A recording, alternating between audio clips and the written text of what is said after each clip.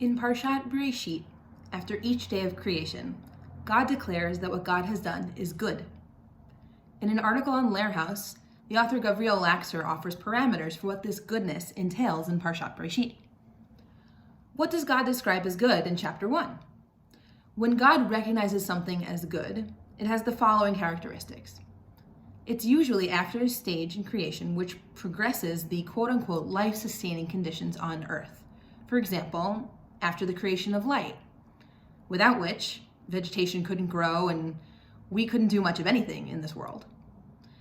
Again, God describes the world as good after the earth grows vegetation. The progress here is that earth has developed the ability to produce life, and so on with the creation of the natural world. After the creation of people, however, the goodness becomes very good. Vayar Elohim et kol asher asa v'hinei tov me'od. And God saw all he had created, and behold, it was very good. Why does the creation of people elevate the world higher from good to very good? Primordial man and woman are set apart from the rest of creation in their being created b'tselem Elohim, in the image of God. The commentators offer different interpretations of what that divine image exactly is. The contemporary Jewish philosopher and scholar, Rabbi Yitz Greenberg, teaches us that being made in the divine image endows all humans with three essential dignities. All humans are infinitely valuable, equal, and unique. Infinitely valuable means that people have value beyond their utility, what they can do for me or for society at large. Their value is essential to them. It's not based on their productivity or any other outside measure. Equal means that no one is of more or less value than anyone else.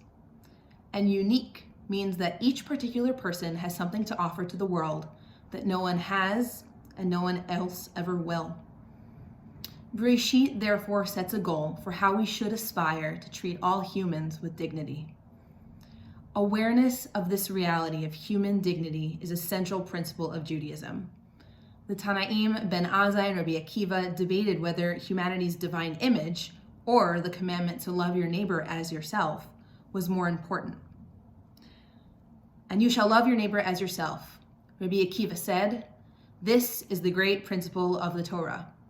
Ben Azai said, quote, this is the book of the generations of Adam, end quote. This is an even greater principle than that.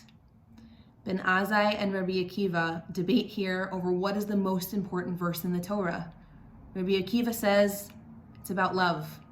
Ben Azai says, no, it's about our fundamental equality and connectedness. These are the generations of Adam. In the Sifra, the Midrash assesses this debate between Rabbi Akiva and Ben Azai.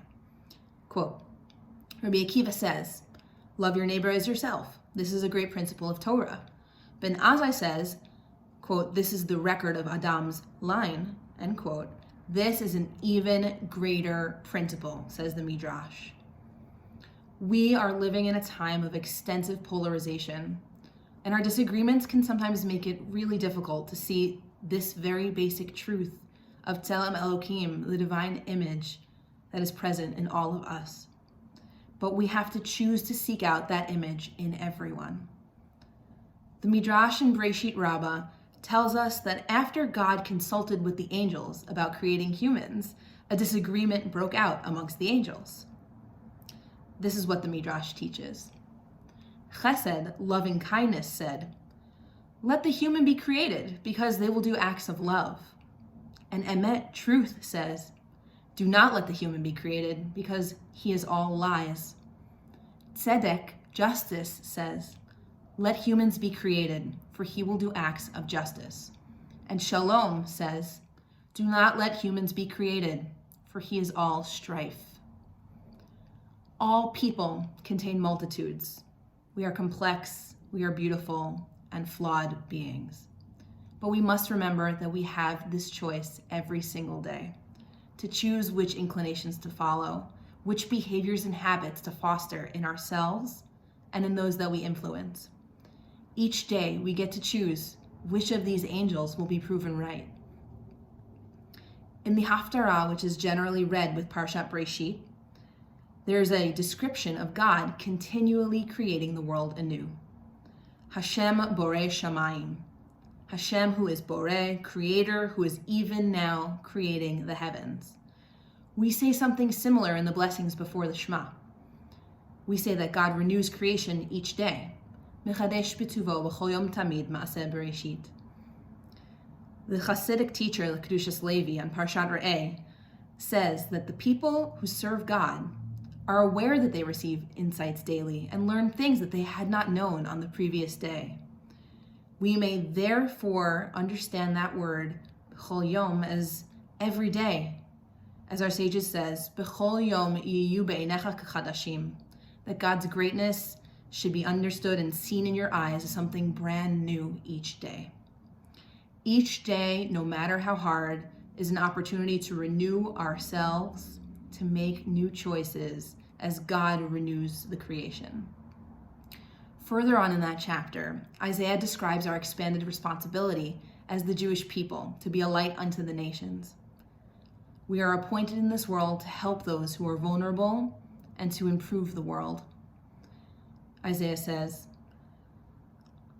in his prophecy that God has, in God's grace, summoned us. God has grasped us by the hand, created us, appointed us, a covenant people, a light of the nations, opening eyes deprived of light, rescuing prisoners from confinement, from the dungeon of those who sit in darkness. The 16th century Italian commentator Sforno explains that our Tselem Elohim, our divine image, is our intelligence and our capacity to see creation and reflect upon it. He notes that Elohim is similarly used as a term for judges, whose job it is to make discerning judgments about what is presented before them. The ability we have as humans to reflect on the world resembles the highest intellect, that of God.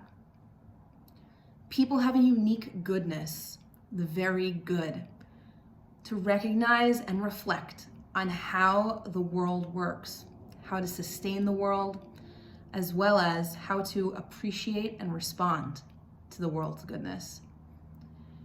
We as people have the ability to articulate what's good, to think about how to sustain that goodness and increase it in the world. When we make mistakes or are brought to a dark place where we encounter our own mortality, our fragility, our vulnerability, we still retain that ability to reflect, to improve, and to start over in our own Bereshit moment.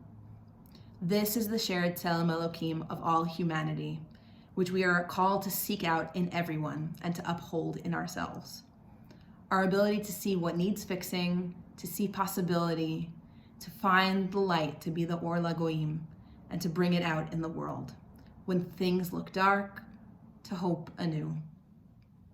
With this new start of Bereshit, this creation moment, may we commit to connecting to our own divine image and to seeing the Tselem Elohim in others.